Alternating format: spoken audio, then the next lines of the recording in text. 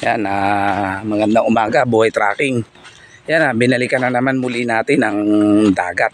Low tide po muli ngayon, mga idol. Yan, puntahan natin at pasyalan natin kung ano ang pwede natin makita, mga idol.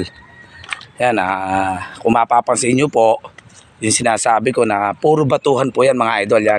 Yan po ang dagat dito. Low tide po ngayon, mga idol. Ayan, puntahan natin, may mga nangingisda po tayo, mga kababayan. Yan, mga idol, ganito po yung dagat dito. Ayan, minsan po high tide, minsan low tide. Yan, kagaya po ngayon. Low tide po siya, buhay tracking. Yan, kung mapapansin nyo po, puro batuhan talaga ang tinutuntungan.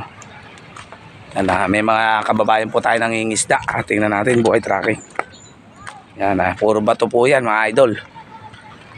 Yan, low tide. Tsaka kahapon po naligo tayo rito, pero ngayon low tide uli. Yan, tingnan po natin, mga idol. Low tide ang dagat. Yan po, malawak po ang nasasakupan niya. Low tide siya. May mga nangingisda po sa bandang unahan. Buhay tracking. Yan po, mga nangingisda sila.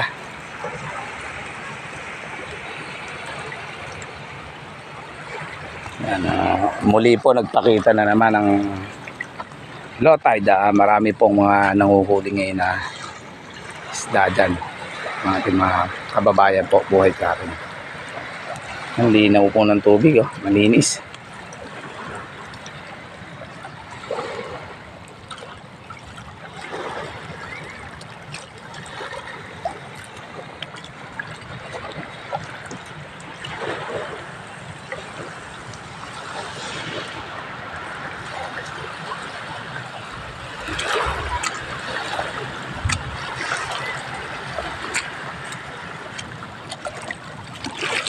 Yan, puro mga batuhan po yan, mga idol.